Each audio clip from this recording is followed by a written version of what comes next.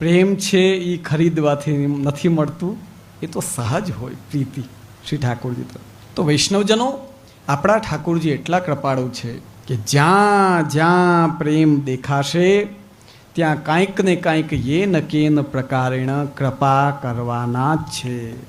હવે હમણાં બોલો, બધાને પૂછીએ હમણાં કે ભાઈ ઠાકોરજીની કૃપા એટલે શું?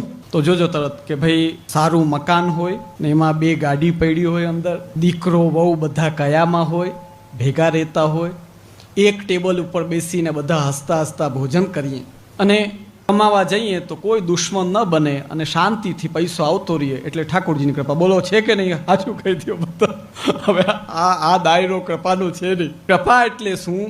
જ્યારે પ્રભુ આપણા ઉપર કૃપા કરે તો ઝૂંપડી પણ આપણને સદી જાય અને મહેલ પણ સદી જાય. ઠાકોરજીની કૃપાનું મુખ્ય લક્ષણ એ છે કે જ્યારે એ આપણા હૃદયમાં અંદર આપણી મન અને બુદ્ધિ ઉપર જ્યારે એ કૃપાની અસર થઈ જાય ત્યારે તમે ઝૂંપડીમાં રહેતા હો ને ભોજનની થાળીમાં કાંઈ ન હોય ને તો પણ તમને ચિંતા કે ટેન્શન ન થાય. મહેલમાં રહેતા હો ને આખો દિવસ એક ને એક ટેન્શન, એક ને એક ચિંતા, અરે લાવ લાવ લાવ, તો સમજવાનું કે મહેલમાં રહ્યો છો છતાંય કૃપા નથી. તો કૃપાનો મૂળ લક્ષણ સમજો, હૃદયની પ્રસન્નતા અને સંતોષ.